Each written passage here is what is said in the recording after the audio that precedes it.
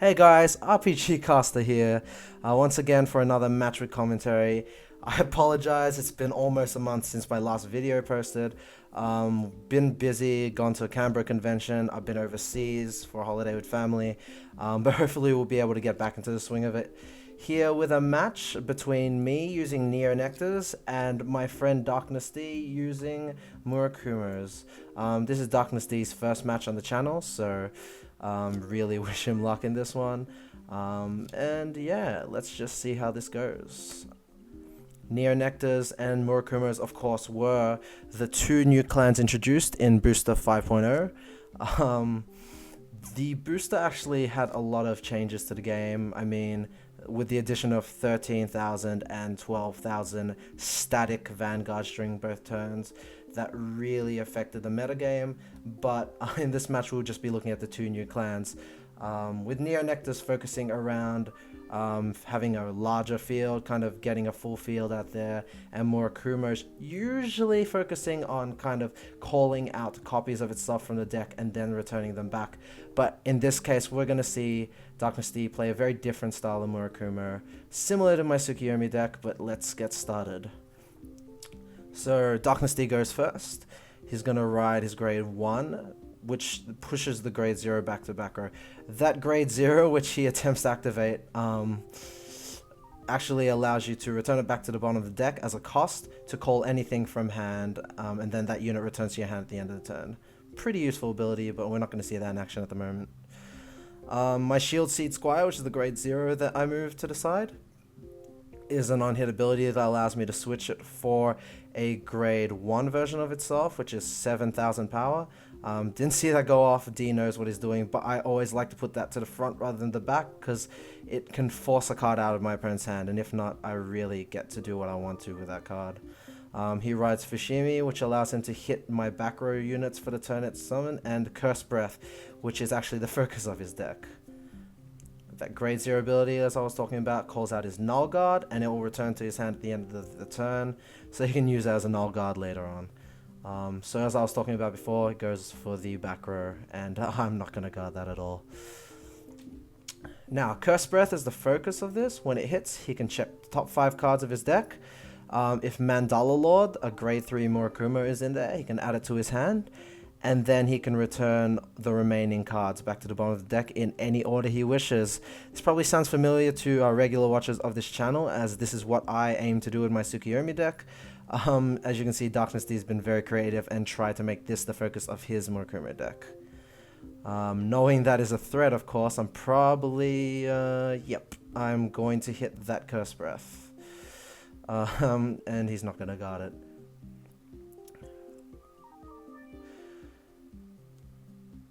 Yep, there's the ability I was talking about, switching it out for the grade 1. And while we're talking about this ability, Neonectars really have a lot of abilities that allow them this kind of thing. I mean, a lot of on-hit abilities means a lot of pressure. And either they're going to let me do what I want with my deck, or they're going to have to pay with cards from hand. So that's a real strength in a Neonectar deck. People will probably disagree with me about the Gene line being very good, but I actually think it is a real big pressure play to be playing those cards at the front, even though Shield Seed Squire is only a 5,000 power unit. So Darkness D is gone for the Invincible clone. He told me he used the Soul Charge to get to his deck stack faster. Pretty smart. And let's see what else you can play, because this field's looking pretty empty at the moment. Normally I would have guarded with a 10,000 power guard, but and then we see the another Mandala Lord. But I actually had 4 grade 3s in hand at that point in the game, which was probably pretty bad, yes. So here we're going to see me ride Maiden of Trailing Rose. Now, Maiden of Trailing Rose allows me to check the top 5 cards of my deck when the attack hits the Vanguard, and I pay the cost, which is a Counter Blast of 1 and a Persona Blast of 1.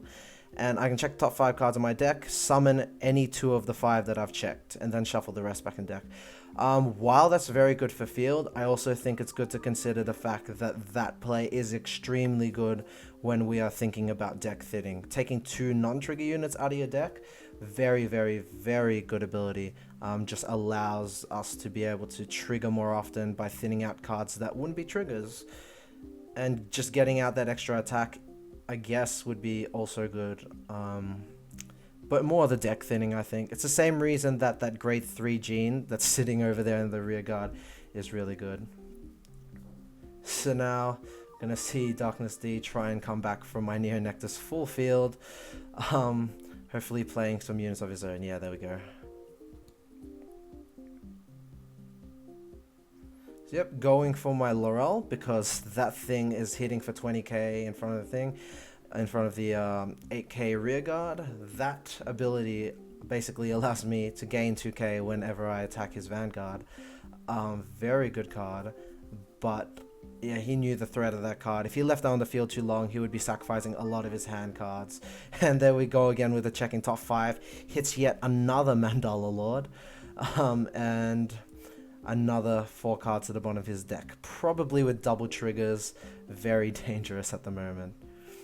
Anyway, I'll draw. And play another thing into that empty space. Thing about Neonectar is I really don't like having empty spaces. I play another grade 3 gene out there.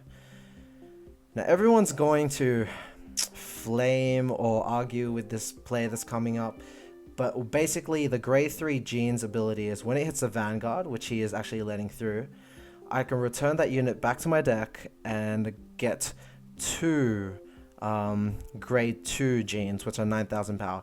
It can be seen as a bad ability, as a downgrade, but I really like it because, again, it thins the deck. It takes cards that are not triggers out of the deck.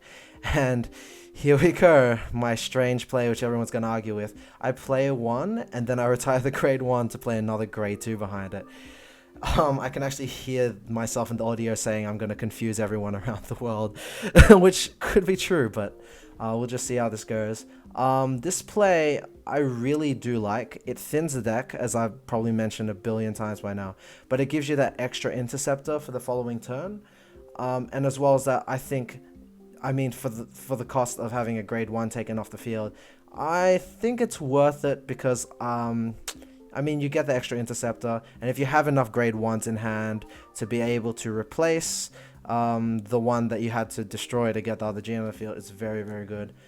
And, I mean, it's really good because late game against Neonectars, the opponent tends to hit your front rear guards. If they want to clear my front, it's fine because I got that grade 2 gene at the back anyway. Anyway, D has ridden Mandala Lord so that he can use Mandala Lord's ability. And basically that turns Mandala Lords in his hand into 10,000 power shields, basically. He's added the power to Vanguard and the critical, kind of risking it, but no bueno. He's still got that rear guard with the critical +1, of course, which I'm forced to guard despite my terrible, terrible hand.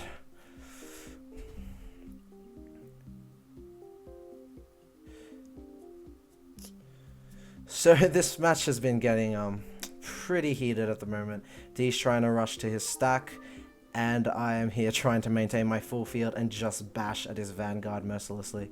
There we go, I had that grey 1 Blade Seed Squire from the previous turn, which I knew could replace the one I retired, so I was fine. And there we go, Mandala Lord's ability, turning his grade 3 into a 10k guard, essentially. Decreases my unit's power by 10,000.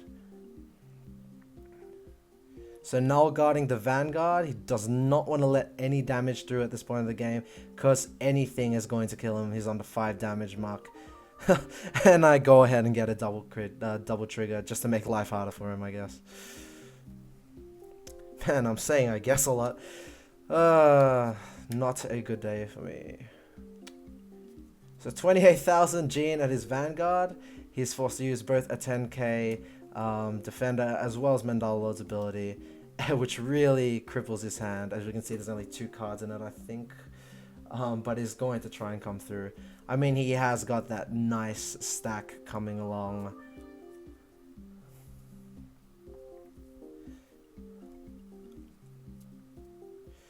He's going to attack the Vanguard, and I take the damage, getting a trigger and adding to my Vanguard. now for this one, he's forgotten to unflip the damage, which is that grade 2's effect. But for this attack, I take the risk and see if he gets a double trigger, which he's gonna go for because he probably knows it is there. There we go. Heal trigger and a draw trigger finishes me off, unless I got a heal trigger, which I didn't, and that is the end of the game. So that's probably my first loss on my channel. I don't know how I feel about that, but I'm actually really happy that I lost the Murakumo deck. Just because I've been hearing a lot of bad-mouthing when it comes to this deck. The deck itself is actually pretty solid. And like, with that stacking strategy, it's something that a lot of players around the world probably wouldn't have seen being done with a Murakumo deck. I mean, I've seen a lot of Murakumo decks, and they're all doing the shifting kind of thing, where they summon something and call the same copy from their deck. But this one just demonstrates that Murakumo's is one, not a terrible clan, and two, is actually capable of different things to what everybody was thinking on the surface. So there you have it, Neonectar versus Murakumo. Hopefully we'll be able to bring some more match videos like this to you. I'm sorry again for like being slack for last month, but hopefully we'll be able to pick it up. And with that, this is RPGcaster signing off.